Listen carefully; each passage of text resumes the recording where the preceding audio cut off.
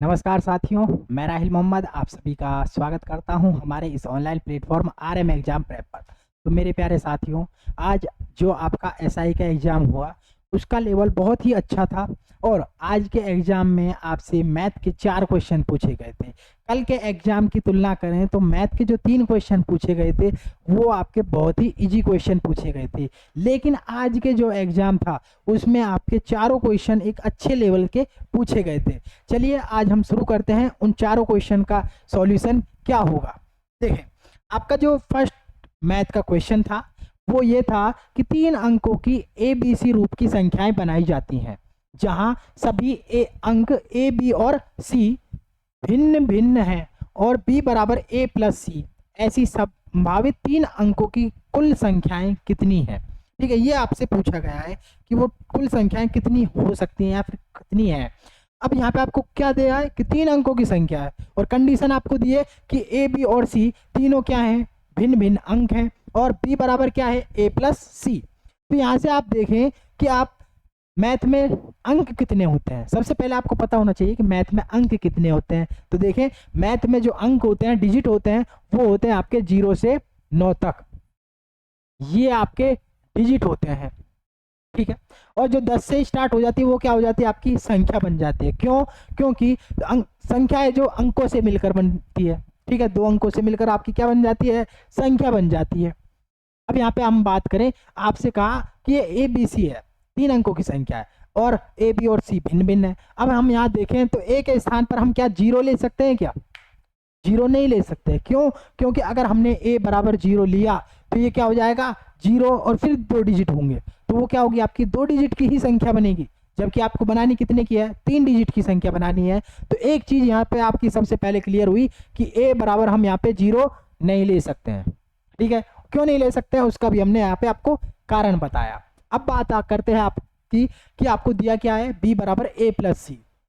देखो, B बराबर A plus C, ठीक है, ये दिया हुआ है। आपने क्लियर कर दिया पहले ही कि A का मान आप 0 नहीं ले सकते हो। अब आप स्टार्ट करें 1 से। 1 से हमने शुरू किया।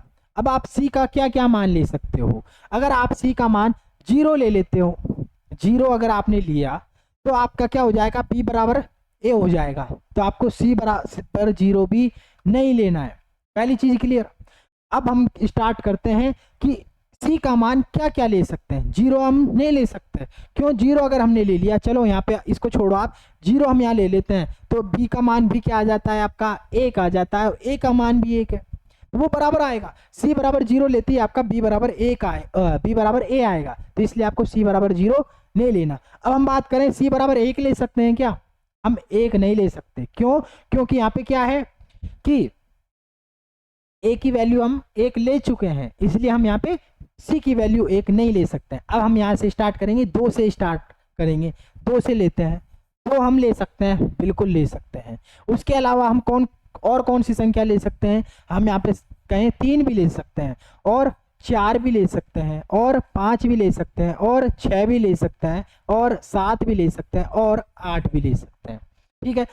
और अब हम बात करें 9 ले सकते हैं क्या? हम 9 नहीं ले सकते। क्यों? क्योंकि 9 लेते ही क्या हो जाएगा? 1 प्लस 9 बराबर 10 हो जाएगा। आपकी क्या हो जाएगी? वो संख्या बन जाएगी, संख्या बनेगी। और आपको लेना क्या है? B बराबर भी क्या होना चाहिए? आपका डिजिट होना चाहिए, और डिजिट होता है 9 तक। इसलिए हम यहाँ क्या होगा? 1 प्लस 8 क्या हो जाएगा? आपका 9 हो जाएगा। इसलिए हम यहाँ से C का मान 9 नहीं ले सकते, ठीक है। यहाँ तक बात क्लियर हुई। अब हम आगे करते हैं कि A की वैल्यू 2 लेते हैं। अब हम C की वैल्यू क्या क्या ले सकते हैं? 0 तो आप ले ही नहीं सकते हो।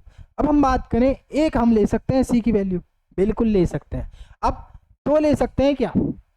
2 नहीं लेंगे। 2 क्यों नहीं लेंगे? क्योंकि हमने यहाँ पे ऑलरेडी A की वैल्यू ले चुके हैं। A की वैल्यू 2 ले ली है, तो इसलिए यहाँ पे 2 नहीं आएगा। अब आपका आ जाएगा 3 आप ले सकते हो, ठीक है। 3 ले सकते हो। उसके अलावा आप 4 ले सकते हो, 5 भी ले सकते हो, 6 भी ले सकते हो और 7 भी ले सकते हो, ठीक है। 8 नहीं ले सकते क्योंकि 8 लेते ही क्या हो जाएगा? 2 प्लस 8 बराबर 10, इसलिए आप 8 नहीं ले सकते हो, ठीक है। अब आगे देखें, A की वैल्यू 3 ले सकते हो आप। अब C की वैल्यू क्या क्या लेनी है? 1 आप ले सकते हो। फिर 2 ले सकते हो, अब 3 नहीं ले सकते क्योंकि एक ही वैल्यू हमने 3 ले ली है। 3 को आप छोड़ो, अब आप ले सकते हो 4 और फिर आप ले सकते हो 5 और फिर आप ले सकते हो 6। ठीक है, ये क्लियर हुआ। अब देखें हम यहाँ पे हम ले सकते हैं 4, एक ही वैल्यू हमने ली 4, तो यहाँ पे हमने स्टार्ट किया 1 से, सी की वैल्यू 1 से स्टार्ट की। 2 भी ले सकते हैं, 3 भी ले सकते हैं, अब 4 नहीं लेंगे, अब हम 5 को लेंगे। ठीक है, 6 को नहीं ले सकते, 6 4 10 हो जाता है। अब बात करें एक ही वैल्यू हम 5 लें तो सी की वैल्यू 1 ले सकते हैं, 2 ले सकते हैं, 3 ले सकते हैं और 4 ले सकते हैं, अब 5 नहीं ले सकते। ठीक है, एक ही वैल्यू हमने 6 ली, अब यहाँ पे हम क्या ले सकते हैं कि 1 ले सकते हैं, 2 ले सकते हैं और 3 ले सकते हैं। ठीक है, और अब एक ही वैल्यू हम 7 लें और अब सी की वैल्यू क्या क्या ले सकते हैं आप, 1 भी ले सकते हो और 2 भी ले सकते हो। ठीक है, अब हम बात करें 8, एक ही वैल्यू 8 ली तो सी की वैल्यू आप 1 ही ले सकते हो क्योंकि 2 लेते ही आपका क्या हो जाएगा 10 होगा, इसलिए आपको यहाँ पे 1 ही लेना है। अब 9, एक की वैल्यू 9 अगर आप लोगे तो सी की वैल्यू आप 0 ले ही नहीं सकते हो। ठीक है, वो हमने आपको पहले ही क्लियर कर दिया कि सी की वैल्यू आपको 0 नहीं लेनी है, तो यहाँ पे आप ए का मान 9 नहीं ले सकते क्योंकि फिर क्या आएगी आपकी संख्या बनती जाएंगी आगे। अब यहाँ पे आप टोटल केसेज इनको गिनो कि आपके कितने हो रहे हैं। देखो यहाँ पे आपके कितने केसेज बने टोटल, 1 2 3 4 5 6 7। ठीक है, ये आपका आया 7। यहाँ पे 1 2 3 4 5 6। ठीक है, 6 तरीके से आप पी का मान निकाल सकते हो यहाँ पे। फिर यहाँ पे देखा 1 2 3 4 5। ठीक है, 5 तरीके से। फिर 1 2 3 4 तरीके से। फिर 1 2 3 4, यहाँ पे भी 4। फिर 1 2 3 तरीके से। फिर 2 और फिर 1। अब इनको आप जोड़ो, टोटल आपका कितना आ रहा है 7 6 13, 13 और 5 18, 4 22, 4 26, 3 29 और 29 और 2 31 और 1 32। तो आपका फर्स्ट ऑप्शन यहाँ पे करेक्ट होगा। आपका सही आंसर क्या होगा, एक, आपका ऑप्शन 1 करेक्ट होगा। ठीक है, इस तरह से आपको ये क्वेश्चन करना था, बहुत ही सिंपल क्वेश्चन था, बस इसको आपको समझने की जरूरत थी। ठीक है, अब हम बात करते हैं आगे नेक्स्ट क्वेश्चन पर। आपका जो नेक्स्ट क्वेश्चन है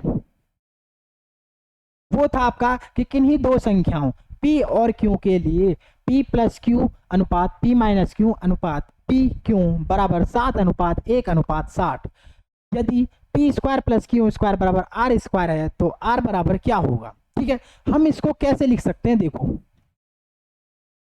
हम इसे लिख सकते हैं p plus Q upon p minus Q बराबर 7:1, यानी 7/1।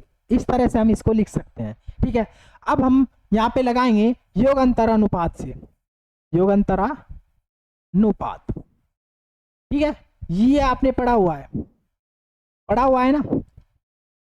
ठीक है, अब देखो इसको कैसे लगाएंगे, तो ये क्या हो जाएगा आपका p बटा क्यू और ये ऊपर ये क्या हो जाएगा 7 + 1 और 7 - 1। ठीक है, युगांतरानुपात से हो जाएगा ये आपका। अब यहाँ पे आपका क्या आ जाएगा p/q बराबर 7 और 1 8, 8/6 मतलब 4/3। ठीक है, ये क्या है रेशो में है, कट के आया है, तो यहाँ पे आप p की वैल्यू क्या मान सकते हो, p की वैल्यू आप 4 के मान सकते हो क्योंकि ये रेशो में है, और q बराबर आप क्या मान सकते हो 3 के मान सकते हो। ठीक है, ये चीज क्लियर हुई आपकी। अब आप देखें कि यहाँ पे आपको और क्या क्या दिया हुआ है, आपको दिया हुआ है p माइनस क्यू अनुपात pq और 1:60 है ये, तो यहाँ से आप लिखें p माइनस क्यू बटे में क्या है आपके पी क्यू, ये कितना है आपके 1/60। यहाँ से आप p माइनस क्यू क्या है 4 के माइनस 3 के, यहाँ से आप लिखो 4 के माइनस 3 के, दिख रहा है ना यहाँ पे, हाँ 4 के माइनस 3 के। और पी क्यू क्या है आपका, पी क्यू आपका पी क्यू के वैल्यू कितनी है आपकी, हाँ पी क्यू यहाँ से हो जाएगा ना 4 के गुणा 3 के, तो ये क्या हो जाएगा आपका 12 के स्क्वायर बराबर में 1/60। ठीक है, यहाँ क्या होगा के, देखो इधर देखते हैं हम, यहाँ देखते हैं ये क्या है 4 के माइनस 3 के, तो क्या आ जाएगा आपका के बटा, और ये क्या है 12 के स्क्वायर, ये हम लिख सकते हैं 12 के स्क्वायर बराबर में 1/60। ठीक है, के से ये के कट जाएगा आपका, और 12 से ये 60 बार 60 है जो 12 से 5 बार कट जाएगा, यहाँ से आपकी के की वैल्यू क्या आई 5 आई। के की वैल्यू आपकी 5 आई, तो अब आप पी और क्यू के मान निकाल सकते हो। ठीक है, पी और क्यू के मान आपके क्या आ जाएंगे, पी का मान आएगा के 4 के है ना पी का मान, तो यहाँ पे के स्थान पे 5 रखा, तो पी की वैल्यू क्या आ गई आपकी 20 आ गई, और आपके क्यू की वैल्यू क्या आ जाएगी 3 गुणा 5 15। ठीक है, ये आपके पी और क्यू के मान आ गए। अब आपसे पूछा, आपको दिया हुआ है कि यदि P square plus Q square बराबर R square, P square plus Q square बराबर आर स्क्वायर। ठीक है, तो पी स्क्वायर कितना है आपका 20, 20 का स्क्वायर करना है आपको, प्लस क्यू कितना है 15 है, तो 15 का स्क्वायर करना है बराबर में आर स्क्वायर। ठीक है, अब क्या हुआ 20 का स्क्वायर कितना होता है 400, प्लस 15 का स्क्वायर कितना होता है 225 बराबर आर स्क्वायर। ये कितना हो गया 625 बराबर आर स्क्वायर। तो आर बराबर कितना आ जाएगा आपका प्लस माइनस 25। ठीक है, प्लस माइनस 25 आया, तो ऑप्शन आपका कौन सा सही होगा, ऑप्शन आपका 2 यहाँ पे करेक्ट होगा। ठीक है, इस तरह से आपको ये सेकंड क्वेश्चन अटेम्प्ट करना था, बहुत ईजी है। ये किस किस का आपका सही हुआ, पहला और दूसरा क्वेश्चन किस किस का सही हुआ, आप यहाँ पे कमेंट करके हमें बताएं। ठीक है, फिर हम आगे देखें आपका थर्ड क्वेश्चन। हाँ, बैक हो गया, कोई बात नहीं। आपका थर्ड क्वेश्चन क्या था उसके बारे में हम यहाँ पे डिस्कस करते हैं। देखो, थर्ड क्वेश्चन है आपका कि एक सावधि जमा में 2 लाख रुपए 10% वार्षिक चक्रवृद्धि ब्याज दर पर निवेश किए जाते हैं। हर वर्ष के अंत में प्राप्त ब्याज पर 20% कर काट लिया जाता है और 2 वर्ष बाद कुल प्राप्त राशि कितनी है, ये आपसे पूछा है, जो थर्ड क्वेश्चन था। अब यहाँ पे आप देखो तो 2 लाख रुपए हैं, 2 लाख रुपए है, ये देखो 2 लाख रुपए है, इसको